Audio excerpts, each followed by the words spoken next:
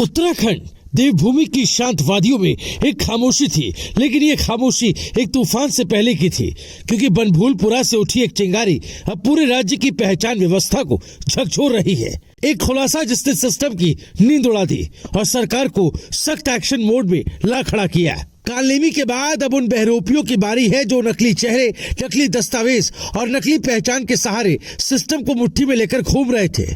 बनभूलपुरा वो नाम जो पिछले कुछ दिनों से सुर्खियों में है। यहाँ से जो खुलासा हुआ उसने पूरे सरकारी तंत्र को हिला दिया।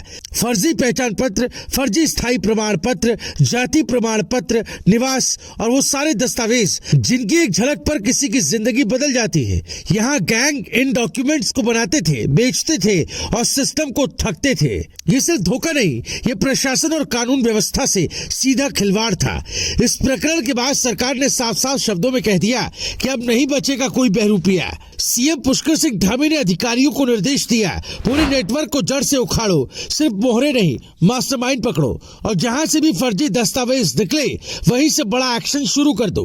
उत्तराखंड में अब एक विशाल वेरिफिकेशन ड्राइव शुरू होने जा रही है। उत्तराखंड के हर जिले, हर तहसील और हर उस इलाके में जहां फर्जी पहचान के जरिए कोई सिस्टम को चकमा देने की कोशिश करता दिखाई दे, अब उसे पकड़ना सरकार की पहली प्राथमिकता होगी। फर्जी पहचान सिर्फ एक कागज नहीं होती है, ये सामाजिक सौहार्द, कानून व्यवस्था और आंतरिक सुरक्षा के लिए टिक टिक करता टाइम बॉम्ब है। किसी ने अपनी जाति गलत दिखाई, किसी ने गलत पता लगाया, किसी ने किसी और की पहचान ओढ़ ली और फिर इन्हीं कागजों पर सरकारी योजनाओं की लूट, यही असली खतरा है।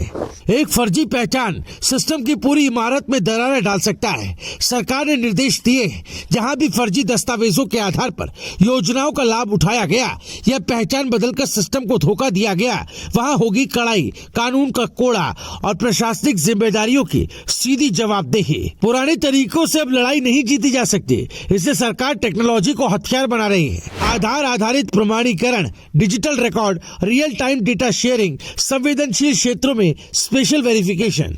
सोचिए, जब डेटा तुरंत मैच होगा, जब रिकॉर्ड छिप नहीं पाएंगे, जब एक पहचान क्रॉस चेक होते ही पकड़ी जाएगी, तो बहरूपियों के बचने के रास्ते कितने रह जाएंगे। सबसे बड़ा कदम, सरकार अब उन लोगों की सूची तैयार करा रही है जो सालों से नकली पहचान का सहारा लेकर सिस्टम को ठगते रहे हैं। ये सिर्फ लिस्ट नहीं बल्कि बहरूपियों की कुंडली होगी।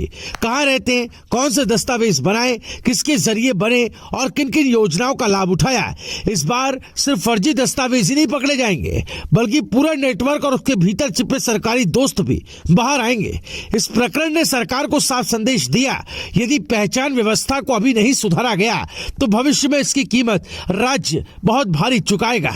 और इसी वजह से आने वाला यह अभियान मील का पत्थर साबित हो सकता है, क्योंकि अब बात सिर्फ दस्तावेजों की नहीं, पूरे सिस्टम की प्रतिष्ठा की है। एक सवाल अब हर किसी के मन में है, फर्जी पहचान वाले इतने लोग आए कहां से, ये नेटवर्क इतना बड़ा कैसे हुआ और क्या सिस्टम ने कभी संकेत नहीं देखे। ये लड़ाई कागजों की नहीं, ये लड़ाई भरोसे की है, क्योंकि जब पहचान पर शक हो जाए तो पूरा प्रशासन संदिग्ध हो जाता है। अब समय है बहरूपियों की नकली दुनिया उजागर करने का, सिस्टम में घुसी गंदगी निकालने का और उत्तराखंड की पहचान को सुरक्षित बनाने का। अंतिम सवाल सरकार को जवाब देना ही होगा। फर्जी दस्तावेज इतने सालों तक बनते रहे, सिस्टम सोता क्यों रहा। इन बहरूपियों को संरक्षण कौन देता था।